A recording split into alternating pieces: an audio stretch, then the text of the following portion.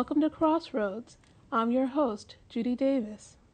Today on Crossroads, we will be providing information about services available to individuals and families through Focus and Focus Plus. Focus stands for Family Opportunities Created Utilizing Support. Through Focus, families identify services, resources, and people who can help them get what they need to succeed. Focus does assist with personal interviews, mock employment interviews, as well as internet researching for employment, fact gathering, and educational opportunities in its new computer lab. Participants commit to a minimum of 15 weeks to explore the needs of their family and learn new ways to move toward their goals and to revisit their dreams. Through Focus Plus, Focus graduates have the opportunity to be mentored for a period of 6 months after graduation. And we're happy to have with us today Sean Futch, who is the coordinator of Focus, and Reverend Alan Newton, who is the coordinator of Focus Plus, and also the executive minister of the Rochester, Genesee region of upstate New York. Welcome to Crossroads. Thank you for having us. If you could share with our viewing audience, what is the mission of Focus? Well, Focus is a self-sufficiency program. Our mission is to help people who are struggling, those who can't seem to get their foothold into where they want to go, and it's typically because of things that are in their lives and in their past that they have not yet identified as issues. So we look at those barriers, we help them identify those barriers, and then we come up with reasons or ways to remove the barrier so that you can move forward into self-sufficiency. It's important also to know that Focus is not a program that's going to do it for you. We're going to do it with you. So we want you to have the power over your own life. We're just going to share that power with you and help you remove those barriers. Oh, that's wonderful. Now, it's called Family Opportunities Created Utilizing Support. So the S stands for family. What about individuals? Well, everyone's within every individual is within a family context. Correct. And in fact, my experience with Focus Plus is that when we bring the individuals together, they usually come with their children. And so there's a very active and exciting time when we get together on those evenings. Oh, okay. Now, you do require a minimum of a 15-week commitment from participants.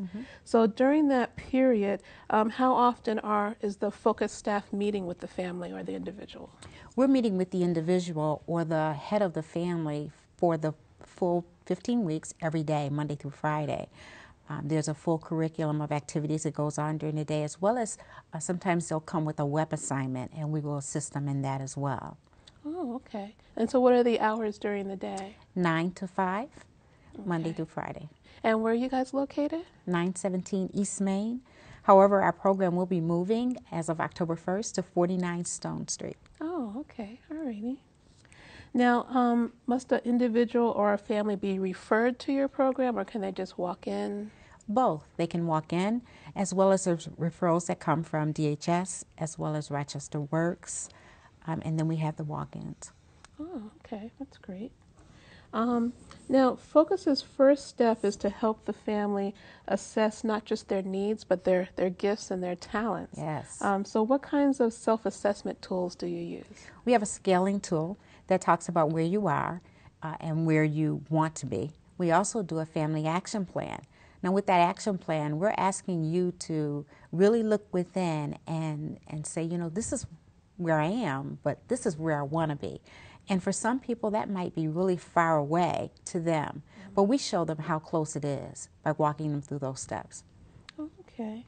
So you really kind of draw the information out of the family or the individual.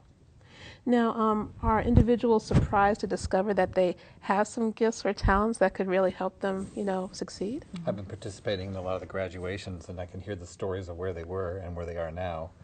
Some were afraid to talk, for example, in public, and then they get up and present eloquent speeches with people, and they talk about how they have a good frame of reference from where they were and where they are now, and they do discover lots of gifts that they didn't know were there.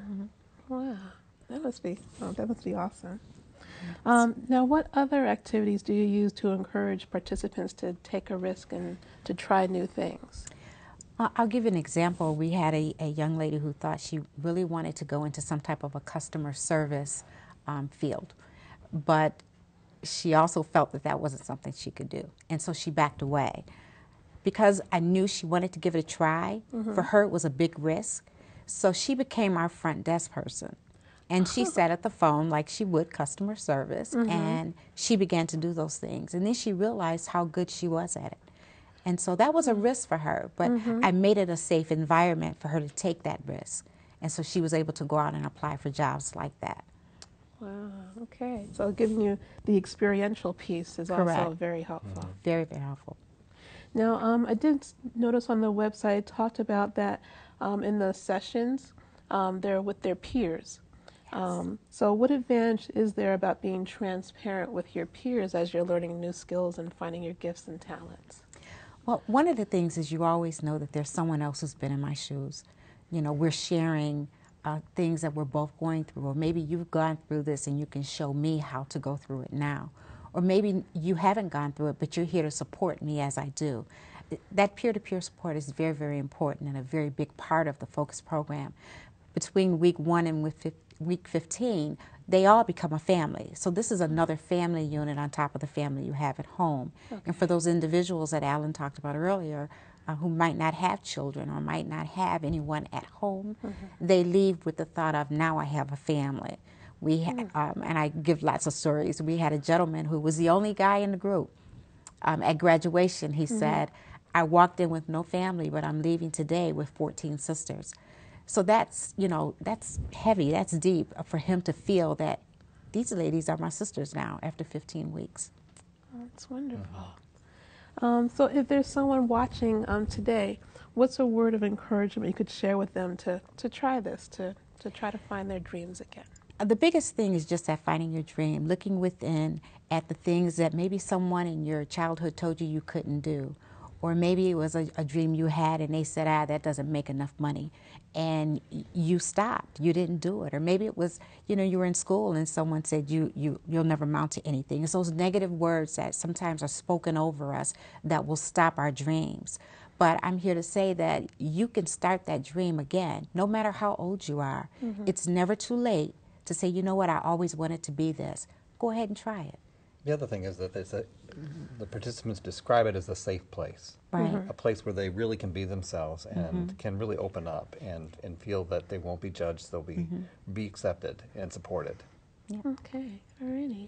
Well, we're going to take a break here. Okay. We'll be back in a moment, so don't touch that remote, and come back and learn about some of the modules and topics that they talk about that could help.